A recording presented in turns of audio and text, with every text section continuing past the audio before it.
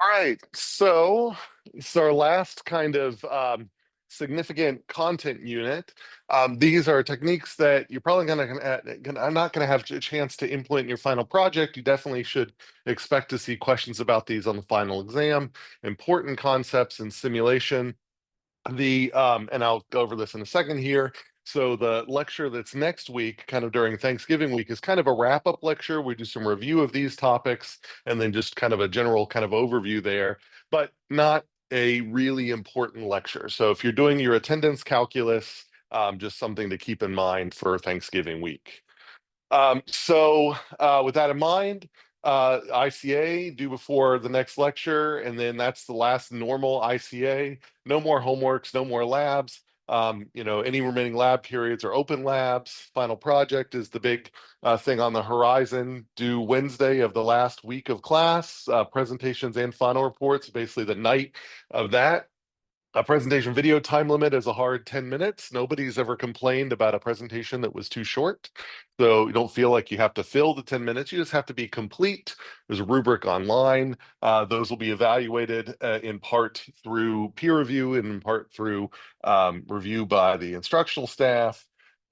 Then final report, similar ideas here, 4-page report. If you need more it's got an unlimited appendix, but otherwise it's got a very specific format in that 4-page report and a rubric that goes along with that.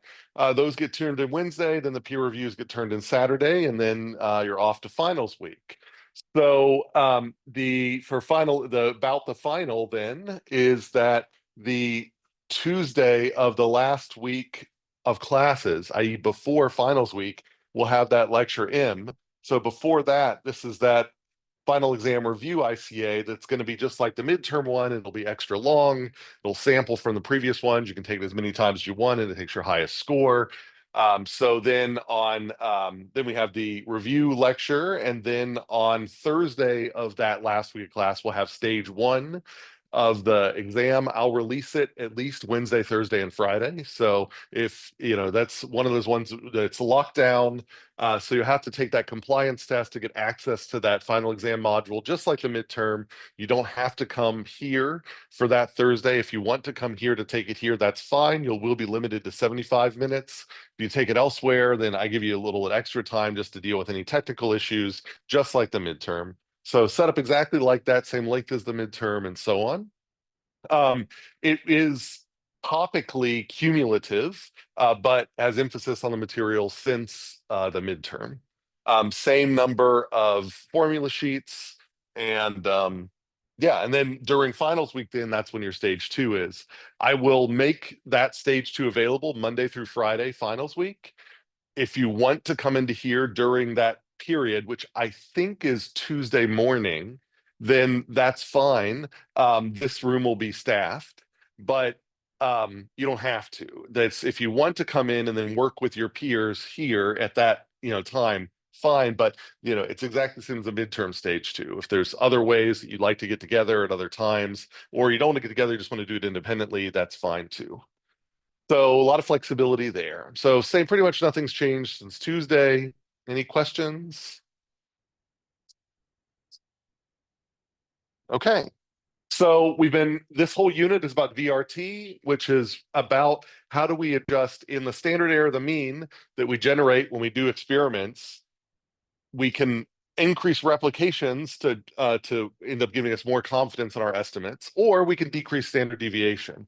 And that's what variance reduction techniques are, is the decrease in the variance in our outputs by using clever experimental design.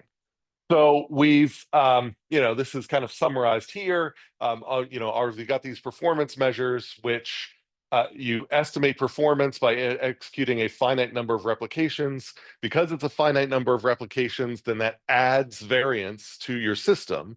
So your system automatically has a certain amount of variance or standard deviation spread. And so the finite number of samples add uncertainty. So that creates noise in your estimates. And so by adding replications, you reduce the noise.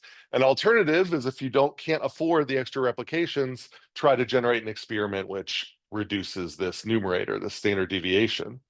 So that's what this unit is all about here. And we've talked so far about these two.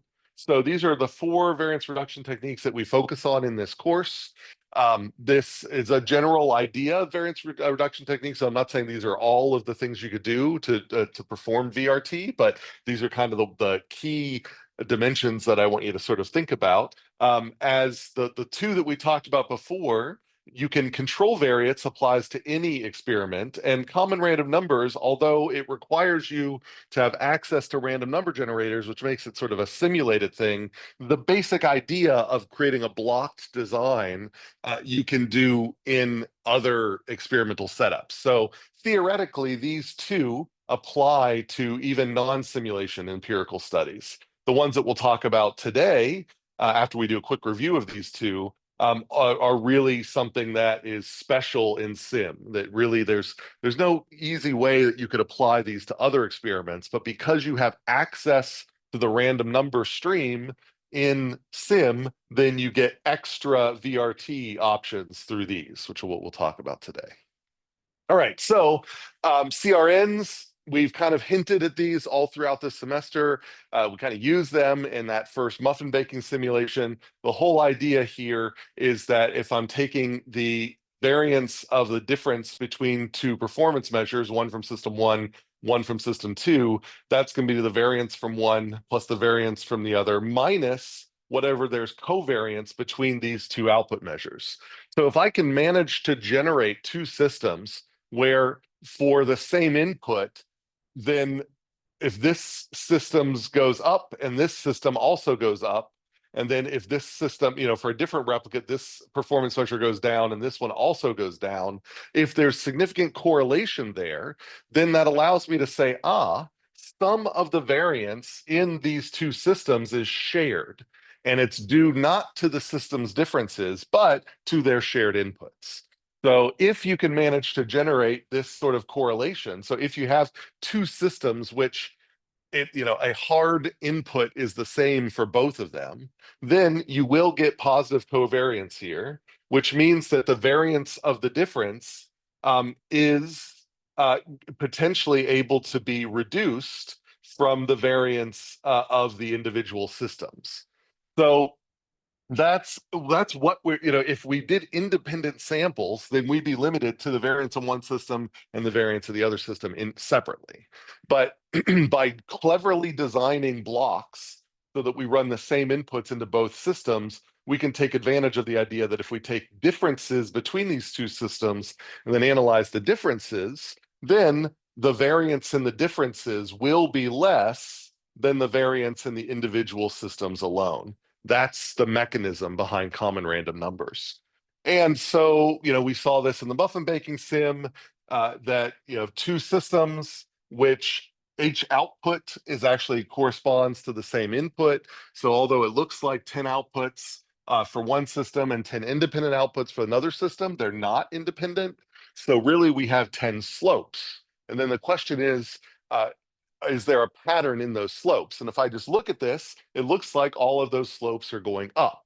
Now, if it happened to be paired a different way, so if this one happened to be the same input as this one, and I could reassort these so that some of the slopes would be going up, but several of them would be going down, then these might be different systems. But here, now that I've paired them together and I can see the paired differences are all of the same sign. So the red dots are always on top and the open dots are always on bottom.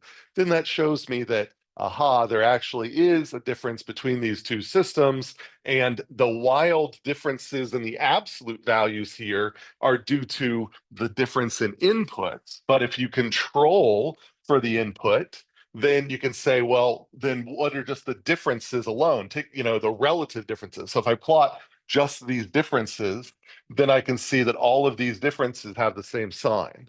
And if they all have the same sign, then I can conclude that one system is definitely better than the other system. So controlling for that, in some inputs, you're going to have lower average times than other inputs. So this input is apparently very difficult for both systems.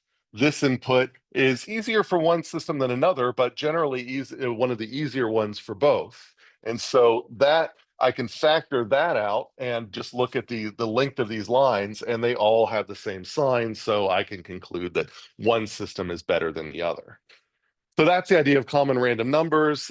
This is sort of being illustrated here in the book, where here they didn't, this is independent sampling. So they ran 100 replications of both, and then just arbitrarily paired the first replication of one with the first replication of the other. But because they're independent, it doesn't matter like whether this pairing, they could have chose, this open circle here, they could have paired that with this black circle.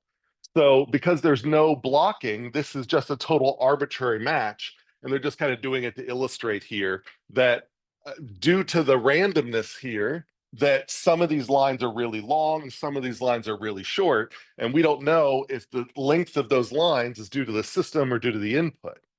So by forcing the same input through all of those, then it automatically sorts those around so that we can now see that there are just some inputs that are really difficult, some inputs that are really easy, but overall, both systems perform basically the same.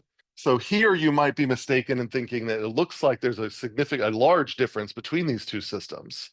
Turns out there's just a large difference among the inputs. And when you control for that variance so that there's less difference among, or so that you account for the natural variation due to the customer mixtures or the part mixtures or the order mixtures, whatever go into this system, then there actually isn't very much difference between these two systems. But you can still detect that small difference, which is kind of impressive. The black dots are always on top of the circular dots. So there is a small difference. And so adding a server, so that's what the circular dots are here, adding a server does reduce the time it takes for a part to get through the system, but it only reduces it by a tiny and potentially not practically significant amount. So that's VRT, that's CRNs as a variance reduction technique. Comments about the basic principle? Any questions here? Is this something we've, again, seen several examples of throughout the semester? We're just putting a name to it. Okay, so the way you do that in Arena, go into the seeds block, which you can pull in from the elements panel, add a seed, you can name the seed. If you just did 10, you apply this to every single random number by default. But if you name it with your own number other than 10, or a text string like interrival times stream, and then you initialize it with common, if you do that across all of your model files, and you set them up in the same way, so all blank seed values or all seed values you want, and then this common, and then if you open up Arena, run one model for 100 replications, close Arena, open up Arena, get a new model, a different structured model that has this initialized, then both of them will have the same, if they both have a create block that uses an exponential that has this interrival stream in the syntax for the exponential. So I thought I actually had that example here with the expo there, but you can pipe this interrival stream as the second argument of the expo random variable in Arena. And in both of these models, even though they're running separately, I closed Arena and reopened it. Every one of those 100 replications are guaranteed to start with the same random number stream as the mating replication in the other one. So I'm just emphasizing here that Arena doesn't do the comparison for you. It doesn't generate the difference data for you. You then still have to take the 100 replications from model 1, the 100 replications from model 2, pair them together in Excel or whatever data analysis tool of choice, take those differences, get 100 differences, and then run your stats on them. And so that's what this allows you to do, though. Without this, the 100 replications for Model 1 would not be related to the 100 replications of Model 2, and taking differences from replication to replication would be totally arbitrary. So that's how those work. And the mechanism that Arena is doing is it's just ensuring that the seed is always 100,000 apart from the seed from the previous replication. So that's how it guarantees that replications in models that are not even directly related to each other have the same inputs. All right. So yeah, there it is right there. So there's a create block, and instead of choosing exponential from my type, I choose expression, and then I manually type in expo 5, which gives me an exponential with a mean of 5 minutes or 5 hours in this case. So that means that every the interrival average is 5 hours, but because I've passed in as a second argument this interrival stream, then if I create a separate model and set it up the same way, even though all of the flowchart after this will be different, this create block will generate the exact same interrivals for every replication. So replication 1 will give me a string of interrivals, replication 2 a string of interrivals, and so on and so forth. Across replications, they'll be different, but then within replications across models, they'll be the same. That's what common random numbers do. So questions about that, how it's implemented, what Arena is doing, what it means to initialize the seed stream to common. Okay. So that's just illustrating that. Downsides of CRN is they don't always work.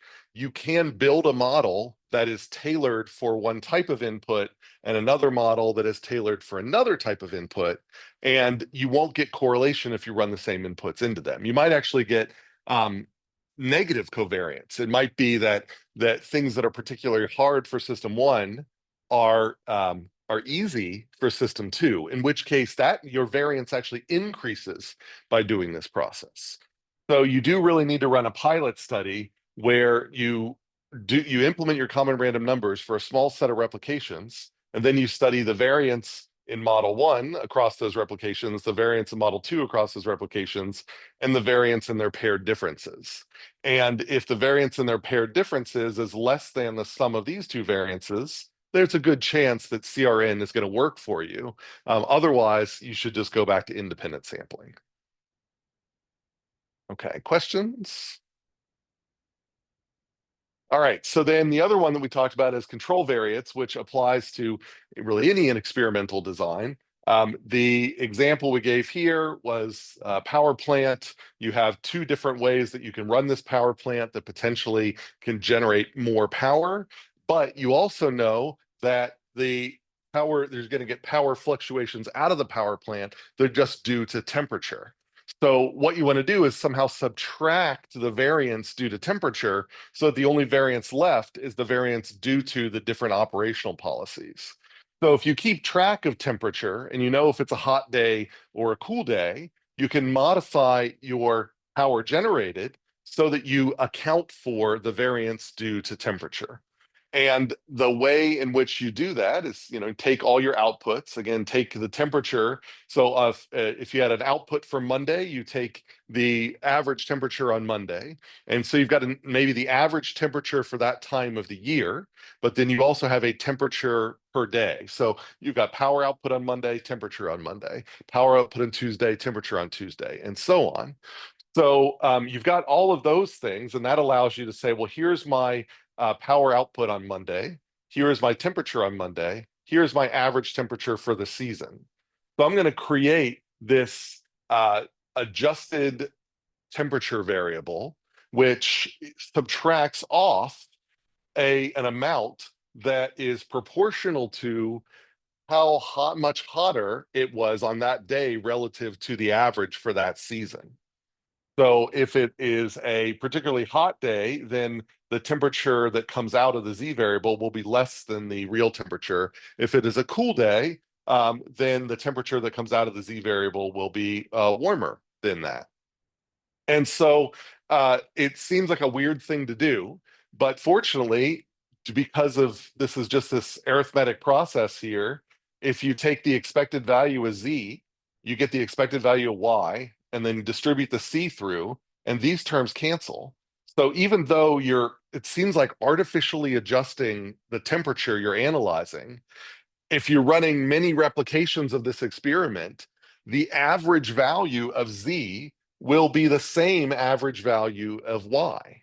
So you're not actually changing the averages any. So it's an unbiased estimator. So you are changing the real values, but you're not actually changing the thing that you want to estimate, which is what makes this legal to do. So because it's legal, then the question is, what's the best C to use? And Z, by the way, we're calling the control variate. So this is the real, random variable we're trying to estimate. And this is a new random variable that is got a weird quantity because it's subtracting this stuff off. It seems kind of artificial, but it's the mean that we care about. So it's okay that we're adjusting the range. So then we just say, well, what's the best C? So we'll say, well, I'd like to minimize the variance of my control variate. So I'm just going to take variance of this thing, use probability theory, and the variance of this simple linear combination is just this variance expression. If I take the derivative of this thing with respect to C, and then set that equal to 0 and solve for C, I get this expression. And so this is the optimal scalar for this to make sure that this has minimal variance. And you can work out kind of in your head why this works. It's a little bit like there is a relationship here to a standardized difference here. So you've got x minus e to the x over the standard deviation of x. And so that kind of tells you the z-score of the temperature. And then that thing gets scaled by the covariance. So how much can you predict x from y? Also then scaled again by the standard deviation of x, which is why you get variance in the denominator, not standard deviation. So that allows you to basically take a z-score of, how hot it is, like how many standard deviations off are you from the average for that, and then use that to subtract off a tiny little bit from the temperature you measured to get a controlled temperature here. And these two things can just be estimated from data, and they can be estimated from data after the fact. As long as I collected the X data and I know the mean X data, which I actually, if I've got enough X data, I can estimate this from the data as well. So you could do this after collecting the data. And so, that is that is the general principle there. And then we can show a little demo of that with a numerical estimation process in MATLAB that sort of simulates simulation. So, but before I do that, are there any questions about this general idea that I take a measurement and I subtract something from it to generate a measurement that I then run the stats on? Kind of a weird idea, but it's legal because of that. Okay. So this is rather than me running a full sim example, just pretend like the exponential or the raising e to the x is the equivalent of a sim. So I take an input, I run it through a sim that generates an output. And so for this x, I get this y output. And so x, I know all of the stats for. It's an input variable. And so for this input variable, I know it goes from 0 to 1, so it has an average value of 0.5. So the idea here is if I want to know then, well, if I know, what is the mean value of y? Well, I could just generate 1,000 values of this, run it through here, and then from the 1,000 values of y, generate a confidence interval on the mean of y. And that's fine, and that discards all of the information I know about x. But I do know stuff about x. So this is kind of if I don't know about x, or if I discard my information about x, then I generate my random x variables. I ran my random numbers, run them through my sim. I get random outputs from my sim. And then from those random outputs, I can generate a confidence interval. And this is the mean, the middle of the confidence interval, and this is the half width. So this is the true mean of this y variable that I'm trying to estimate. And this is certainly within that confidence interval. So that's good, but it's kind of a large confidence interval. So I could add, more replications, or I could make use of what I know about X. And so if I am allowed to say, well, X is larger than average right now, or X is lower than average right now. And if I'm allowed to then say, I know that Y is positively or negatively correlated with X, I can use that correlation to subtract off some of that. So that's what I do here, is I say, I'm going to take my variance of the X that I know, I'm going to then calculate covariance, and fortunately MATLAB provides me a way to calculate covariance. And so that generates a variance and covariance of my, this is my variance in X, this is my cov XY. And so I take those, I plug them into my formula, and I get this optimal scalar value out.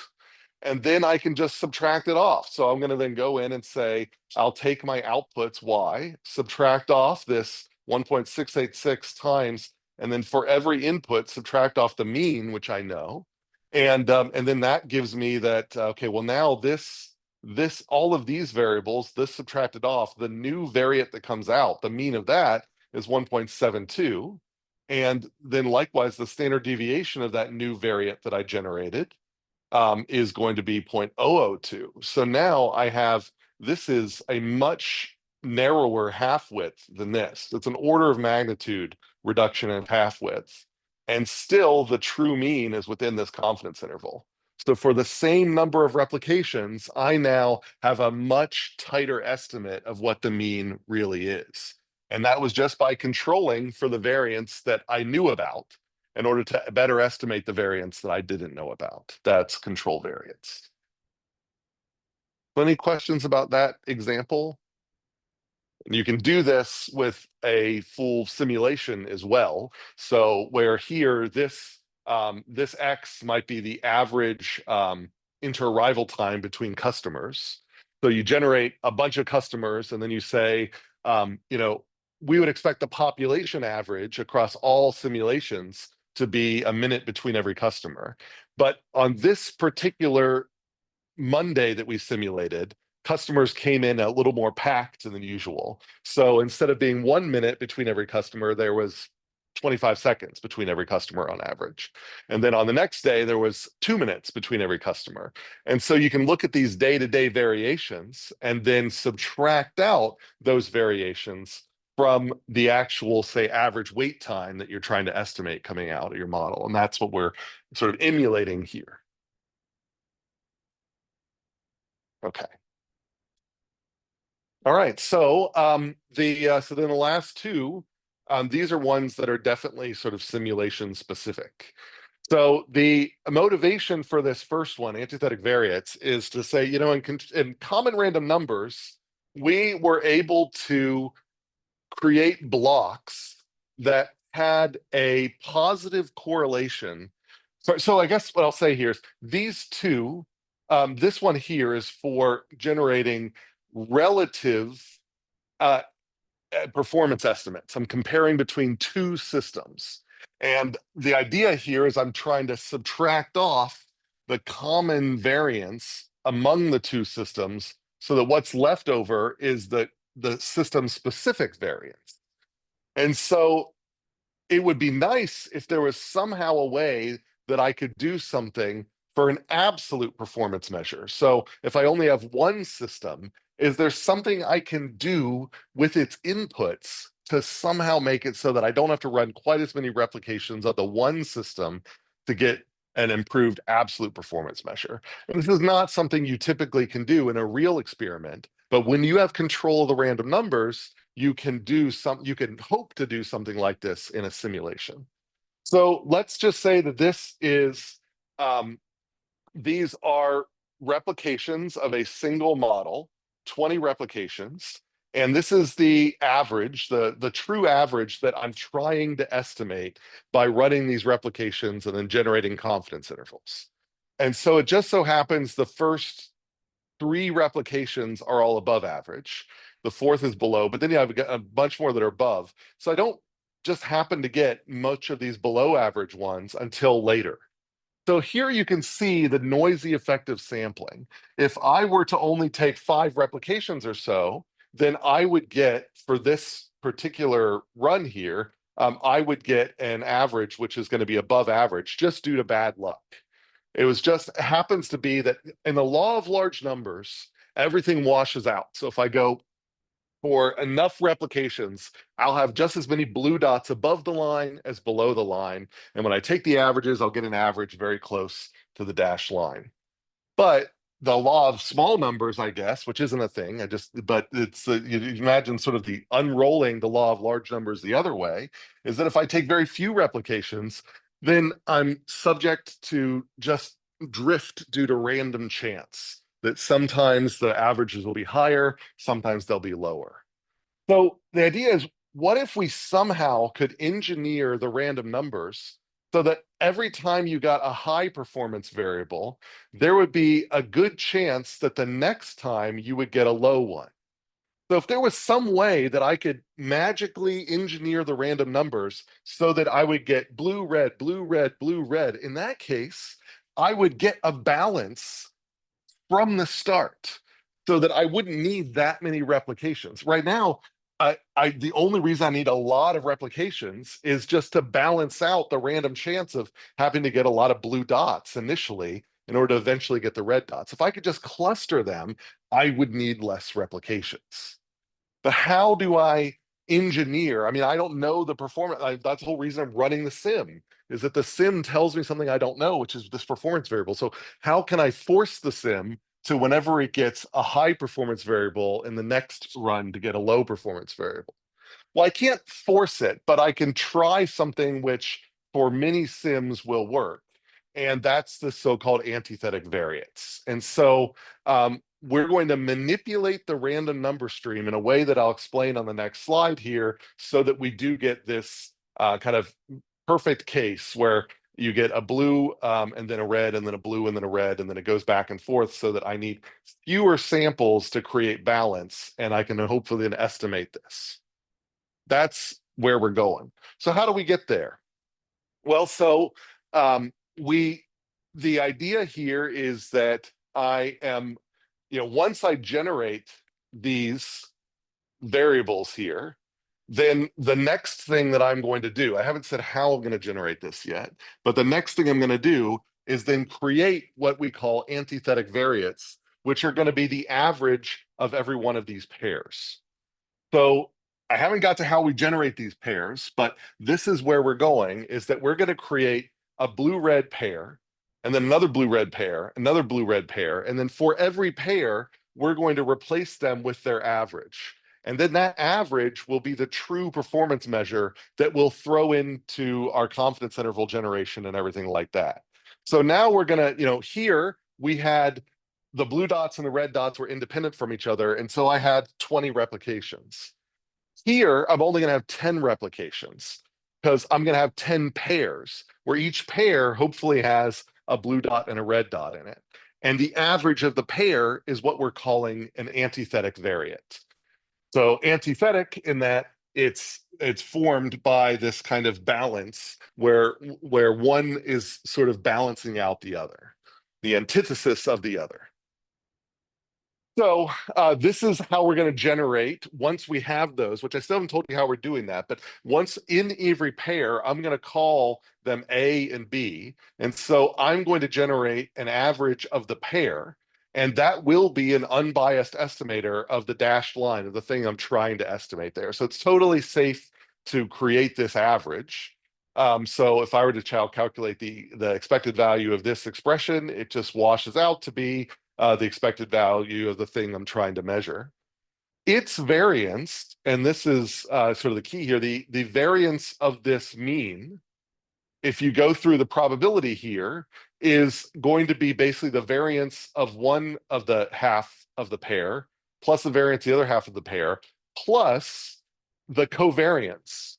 So this is an example where I'm trying to generate negative covariance or anti-correlation, so that when A is large, B is small, when A is small, B is large. That's what makes this work. And so the variance of this estimator will have less variance if there's negative correlation. If there isn't negative correlation, this isn't going to work, and I should just go back to independent sampling. That's the theory behind what we need. So all we need to do is to find a way to generate pairs, A and B, that are negatively correlated, so that every blue has a red after it, where blue is above average, red is below average. So how do we do that? Well, the idea here is on replication 1, I'm going to generate a bunch of, say, exponential random variables for my inter-arrival times or my service times or whatever. They don't have to be exponential, but the point is that I'm going to generate a bunch of random variables for a bunch of things within that single replication. Now, remember that where do those numbers come from? Every one of the random variates that you draw inside a sim comes from a random number generated by the computer that gets transformed into the random variate. So if you, in running one replication, you might need to draw a million numbers. And each one of those million numbers, some of them are exponential, some of them are Weibull. So it doesn't matter what they are, but they were at some point tied to a random number draw where it's a random number between 0 and 1. So there's going to be a million random number draws to generate your million arbitrary variates. That's just something we already know per replication. So this replication, I draw a million of these through the inverse transform method, and that means I had to draw a million pseudo-random numbers.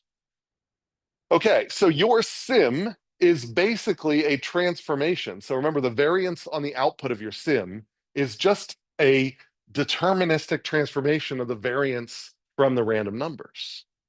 So your sim is just a function, which I'm going to call h, arbitrarily h, which has a million random numbers driving it. So even though your input models are exponential, Weibull, whatever, really your sim is just taking random numbers, 0 to 1, and mapping them to a performance metric. That's all your sim is doing. And each one of these random numbers is between 0 and 1. And that's key. 0 and 1. It's got this bounded range here. And what the beauty of it is, if you draw a number between 0 and 1, and you take its difference from 1, you'll get another random number that's distributed between 0 and 1. That's the magic that we're going to use. So this is replication 1. So then in replication 2, we're going to remember, or Arena is going to remember, all of those million random numbers that went in to the first sim to generate that variation. And it's going to take their difference from 1. And it's going to use that as the random number generator for replication 2. So for all the odd replications, it's going to draw real random numbers. For all the even replications, it's going to take the random numbers it drew, remember all of them, and then just take their complement, 1 minus them, and that will become the source of variation for replication 2. And that's it. That's just the magic of it. This is hoping that that there's monotonicity in this system. What I mean by that is, I mean, we know that if I draw in order to draw an exponential random variate, I have to draw a random number, and there's monotonicity in that. Like, if my random number that I draw is a 0 and I run it into my exponential random variable, and I get an exponential variate out of that, and then I draw a 0.1 and then I run that, and then I draw a 0.2 and then I run that, the pattern that, as if I've got a linear increase in my random numbers, my exponential random variable is going to either have a linear increase or linear decrease, depending on whether you're drawing sort of, depending on whether you drew it with if the formula has a u or a 1 minus u. But the point is that as the random numbers get larger, in many cases, the random variates will move in a consistent direction. So if there's this monotonicity where that if you make these, if you're at the extreme end of the random number at 0 or 1, you're also at the extreme end of the range of the generated random variate, then there's a good chance this is going to work. And the idea here is that if replication 1 had a large random number, replication 2 is going to have a small random number. So that might mean replication 1 has an inter-arrival time which is happens to be large. Well, that means replication 2 will have an inter-arrival time which happens to be small. So for many systems, what this is going to produce is a complementary system where if the first replication was hard, the second replication will be easy and vice versa. That's how we generate these antithetical pairs. But before I go on, are there questions about that? Is the clear, why I'm talking about U here again, where these U's come from, that, this is replication. This is an odd replication, replication 1. This is an even replication, replication 2. So replication 1 draws numbers. Replication 2 complements them. Replication 3 draws numbers. Replication 4 complements them, and so on.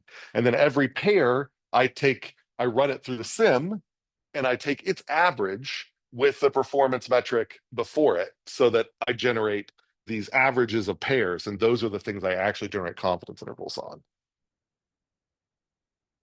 Okay, so let's see then, so that's what I'm summarizing here.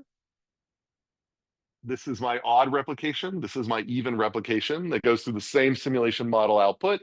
Here's a performance from the pure draw. Here's a performance from the complementary draw. Here is the average. This is what I call then my first replication output. And then I do this over and over again. And then I generate a bunch of these averages. And then that's what I end up generating my confidence interval on to estimate my performance. So we call this the antithetic variate, generated from 2 correlated replications, but it's only 1 random number draw to do that. Clear? Okay, so this is a numerical example from the book where they've got the solid dots are an independent replication. The open dots are another independent replication, and the black bar is the average of those. So here they're not doing antithetic variates. They are, just for show, running 100 replications and then another 100 replications, and then averaging, then pairing up an arbitrary set of replications. So replication 1 and replication 1 of the black dots and replication 1 of the circular dots, there's no relationship between them, so they could resort them out they want, but they just pick pairs and they take the averages of those pairs, and that's what is being traced out by the black dots. So the average of this first pair, the average of this pair, and so on. It does smooth things out a little bit, but there's quite a lot of variance that is there. So in this case, they then do the antithetic variates. So now the black dots are the ones that were generated with real random numbers. The open dots are the performance variables that were generated by complementing the random numbers used to generate the black dots. And then the dark line is the average. And then so this, if we look, the scales are the same. It's not that great of an improvement, but I think it definitely is an improvement, so that there's less variance in this thing here. And because there's less variance in the dark, thick black line here, then I can calculate a tighter confidence interval with the same number of replications, or the same size confidence interval with less replications. That's our antithetic variance. So I can show my own numerical example here, very similar to the one that I did earlier with control variates. I generate a bunch of random numbers. I then pipe that through a function, which you can pretend is our simulation, and it generates outputs for each one of those random numbers. I'm expecting to get this as my estimate for the mean. So so there's my 1,000 inputs. And if I run them through without doing any fancy antithetic variates, I get this confidence interval, which we saw before. But then if I do 500 antithetic variates instead of 1,000 independent replications, then now I draw 500 numbers. The other 500 numbers, I do just 1 minus the 500 I already drew. So then I take my 500 and I run them in through the sim. And then each one of their complements, I run them through the sim. I take the sim performance plus the sim performance of the complement, divide by 2 to get the average sim performance for the pair. And then I take the average of those variables and in this case, the standard error, the mean, and I see that I get a standard error of the mean that is an order of magnitude smaller, and it's much closer to this average. So using using half the number of random number draws, and if your random number generator is a really complex random number generator, this can actually be a significant savings because each random number draw is probably much more costly than that arithmetic operation. So this might save you on random number draws. And then on top of that, then it also reduces the variance. And so I get a tighter estimate. So that's the theory behind our antithetic variates. So before I show you how to do that in Arena, any questions about what we just did there?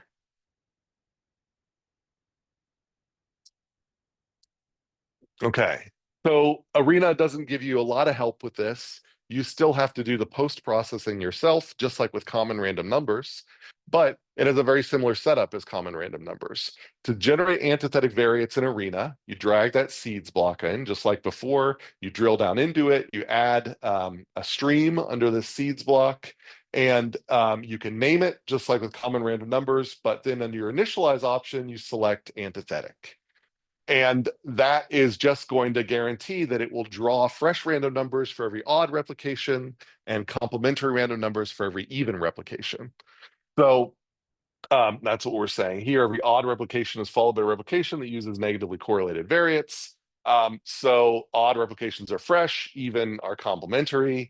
And then you're going to get data from each one of your replications, and then it'll be up to you to then average the pairs. So it's not going to do any of that for you. It's just going to make sure to set things up so that your odd replications are independent and your even ones are generated from those anti-correlated pairs.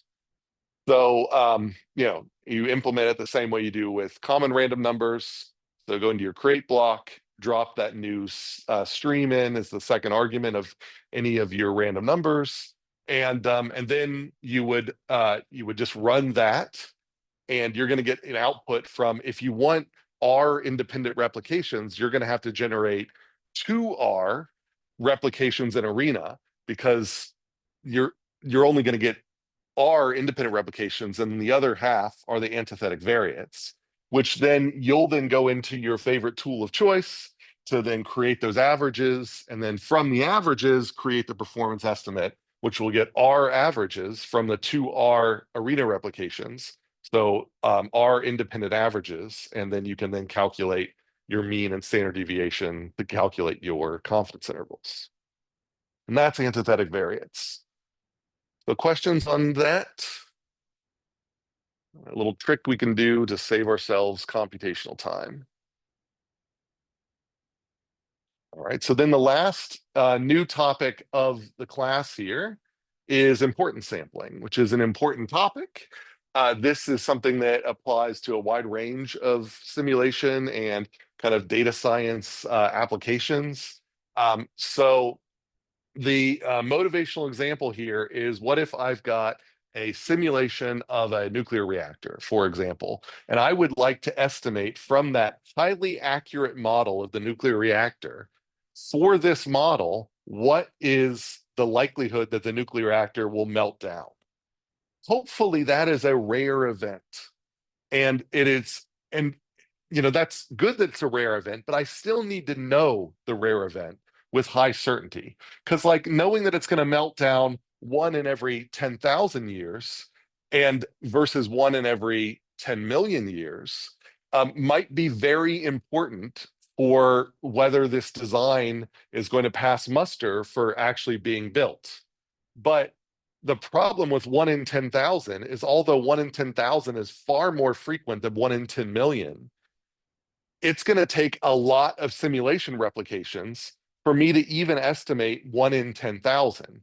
That basically means I'm going to have to run at least 100,000 replications just to get, on average, 10 failures for me to estimate that 1 in 10,000. If I'm trying to estimate precisely if it's in the range of 1 in 10 million, I might need to run 100 million, a billion replications just to estimate the failure probability. And if each one of those replications is a highly accurate model of a nuclear reactor, it probably takes a long time to run. And so I just can't, I didn't afford that. So that's the question, is how can I use my control of the random numbers to be able to estimate these really rare events without biasing the estimates in any way, and also without generating that many replications to do it. So this is our kind of model for that. So let's just say that we have our simulation, and its response variable that we can measure is the simulated reactor temperature. If it goes above a threshold, that's bad. So we want to say, how often does our simulated reactor temperature go above that threshold? When I run it for a year and then another year, every year is a replication or something like that. Did you hit the critical temperature this year? That's maybe what we're doing. So let's assume that the reactor simulation takes at least one input random variable. It's probably going to take a lot, but let's just say that there's one parameter, has to do with how hot it is that day, or something that is an external variable that could affect the performance of the reactor. So an input, so we would normally model this input. We'd normally go out and take data about the external environment and generate a distribution, and then put that distribution into our stochastic model. That's what we've learned how to do. That's what you're going to do for your final project. That is what we do. And so we've got that. And what I'm hinting at here is that we are going to allow ourselves to purposely generate garbage on the input and somehow correct it so that it's not garbage on the output. That's what input or importance sampling is. So here's the idea here. We have, so our sim, I'm just going to call sim x. So simulation, here is the x value that is a draw from our random variable. So to run a sim, you basically run a bunch of these random variates in through the sim. So the sim of the random variable, I'm asking how often is the distribution of this sim output greater than this t? Well, it turns out that I can estimate that by saying, what is the average value? If I replace every sim with a 1 or a 0, 1 if you're over the temperature and 0 if you're under, and that's what these little brackets mean. So this is called an Iverson bracket, and so it just means that if it's a true, replace it with a 1. If it's a false, replace it with a 0. So the expected value of a string of 1s and 0s, well, that's just going to be the count of the number of 1s divided by the total number of elements. And so I theoretically could just run my sim for 1,000,000 times, calculate how often it melts down or it gets too hot, and then estimate, that many divided by 1,000,000 is my estimate of how often this rare event happens. It's fine, but if it happens less, if it's so rare that 1,000,000 isn't enough to catch many of them, then that's not going to work for me. So that's what I'm kind of getting at going through here, is that normally I would, the expected value of my simulation is going to be this is the formula for expected value. It's just whatever the sim is, and then I've got x as my input variable. So I'm taking the expected value over the distribution of the input variable, and this is just, again, the formula of the expectation here. So if I change my input variable, I change my expectation. So if I model my input variable to match the real input variable, like you do in input modeling, then I will get the expectation that models the real expectation in the real world. That's the idea here. But what if, like, again, garbage in, garbage out, I say, I don't actually want to use the real input. I want to stress test my nuclear reactor in a bizarro world where nuclear reactors fail much, much, much more often. And I can look at all of the input variables going into my simulation model, and I can say, which one do I think is going to make this reactor more likely to melt down? And I'm going to shift the distribution over so that the inputs are going to bias the reactor towards meltdowns. So now I'm going to see that in this bizarro world where temperatures are, 50 degrees higher or whatever however I shifted the distribution, that nuclear reactors melt down every other day. So it's going to be super, super frequent. Now that's garbage on the output because I put garbage on the input, like the GIGO property, garbage in, garbage out. But I have a way to correct for that. So I'm going to measure the more frequent failure rate in the bizarro world, and then take those outputs and translate them back into, okay, so if it occurs every other day in bizarro world, how often does it occur in this world? And they say, well, bizarro world is so bizarre that every other day in bizarro world is 1 in every million years in this world. And that's the translation that gets me to ungarbage my garbage input. And that's what we do here. And so this is just the math behind it, but then I'll show you practically how we do this in the sim. But the math behind it is that the expected value of this is the exact same things we have here. The expected value of my performance output, which is my frequency of failures, is I can then just say that normally I have the density of my real world input variable, dt or d tau. But now I'm going to say, well, what if I chose a different random variable, y, which is that bizarro input that causes nuclear reactors to melt down much, much more frequently? Well, I can just drop that into this integral and it doesn't harm anything. It's just multiplying by 1/1 Gesundheit. So as long as x and y have the same support, as long as there's no values that are 0 in the denominator here, unless there's 0 in the numerator, then I can do this. And basically, this integral is identical to that integral up there. But if you look at this formula, which is identical to this formula, I can like reshuffle this and I say, wait, this looks to me like it's actually the expected value of something else.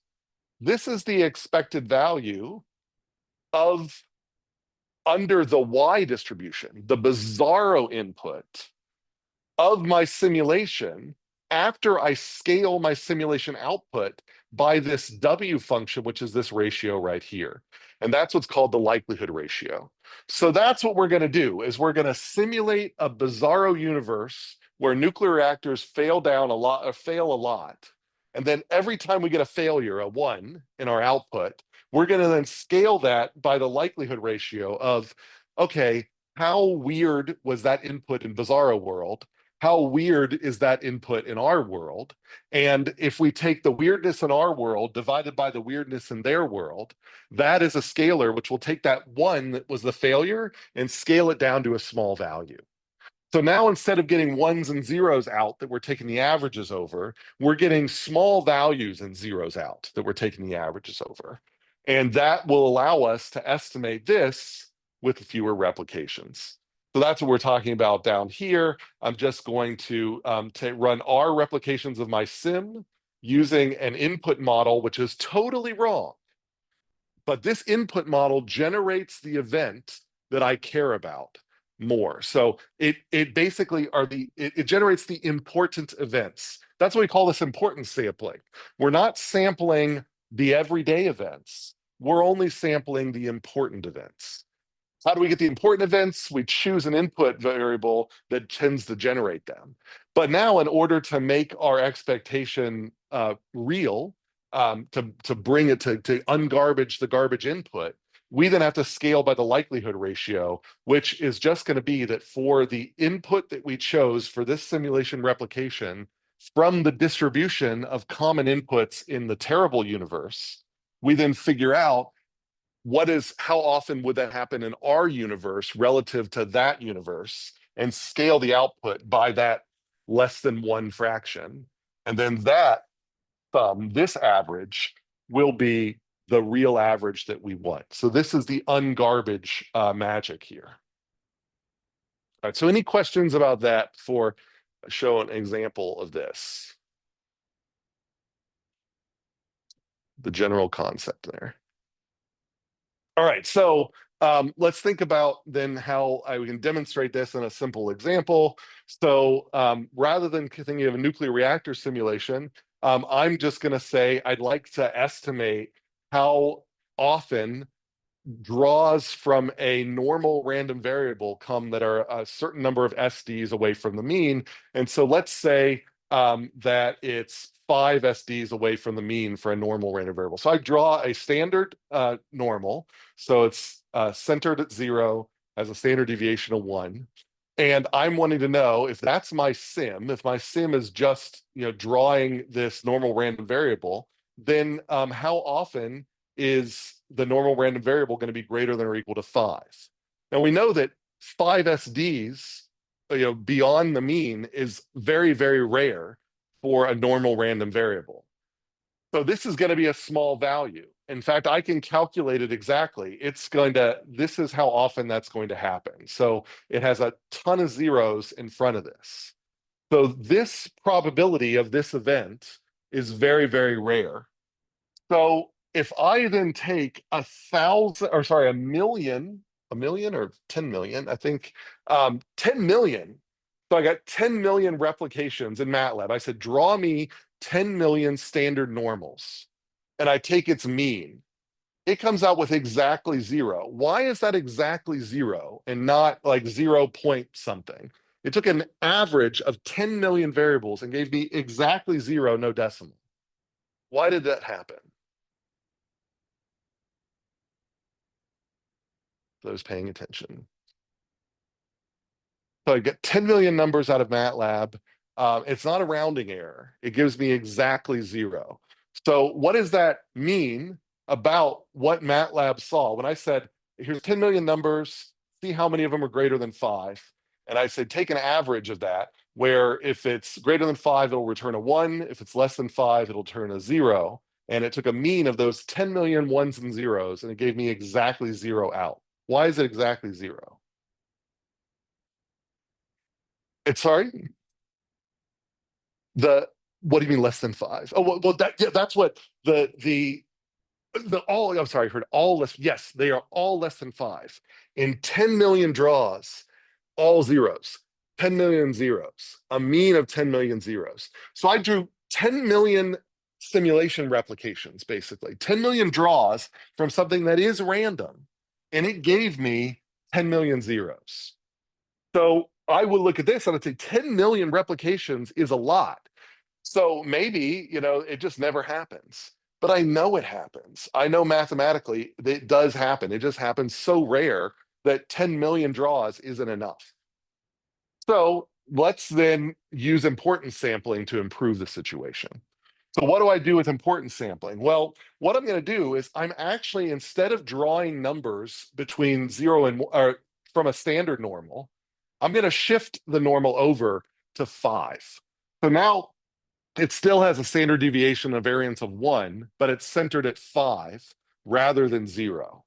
And because my sim just passes the numbers directly through, then I know that that's going to generate a lot of outputs that are greater than 5. But if I didn't quite know, this would be sort of a guess that this is an input that potentially could shift the output up so that far more things would happen in this dangerous range of being greater than 5. So I would then say here that every draw from this, I am going to calculate a likelihood ratio for that draw, where I'm going to calculate its probability density with the real standard normal density, the N01 density, divided by the probability density for this density here, which just happens to be the same one minus 5, because that's how we shift things by 5. But I've got a density for the real world, a density for the bizarro world, for every output, for every input that I generate. And that gives me this formula here. So basically, I'm going to now take replications from this from this normal, which is shifted over to 5, where there's going to be a ton of values more than 5. So I'm going to get a ton of ones out of this, a ton of true cases. And then for each one of those ones, I'm going to multiply them by this scaling factor, this likelihood ratio, where this will be the value that I drew, and then this will scale that thing down. So then I'm going to take the average of the output of my Bizarro sim times this likelihood ratio, And then that will end up estimating the output of the normal sim with fewer replications. So that's what I'm doing here. So let's see that in action. So I now draw my standard normal plus 5. So now this random variable is biased to generate more failures. And then I say, all right, how many failures do I get in this Bizarro universe? Well, I say, how many of these are greater than 5? It gives me a list of ones and zeros. I scale each one of them by the likelihood ratio, where I plug in that particular instantiation of my Bizarro random variate input to give me a likelihood ratio for that particular output. And then that gives me a bunch of not ones and zeros, but small numbers and zeros. So then I take the mean of those small numbers and zeros, and I get a really small number. And then here's my standard error of the mean. So now, and then here's my half width. So now I have this mean plus or minus this half width, which is down here. And the actual proportion is right here. So we can see that now the actual proportion I'm trying to estimate is firmly within this half width. And so it's really small. And I only needed 1,000 replications to do it. So 10 million replications with the real input couldn't give me a good estimate. 1,000 replications with the Bizarro input, after scaling by the likelihood ratio, gives me a great estimate. So that is a great example of variance reduction techniques right there, where we now have just focused on the events we wanted and used far fewer replications. We don't get a lot of information about the normal runs of the system, but we get a whole lot of information just about this rare case. So questions about this example? 10 million versus 1,000. That's a major improvement. And that is not that bad of a confidence interval. I mean, it's still pretty big.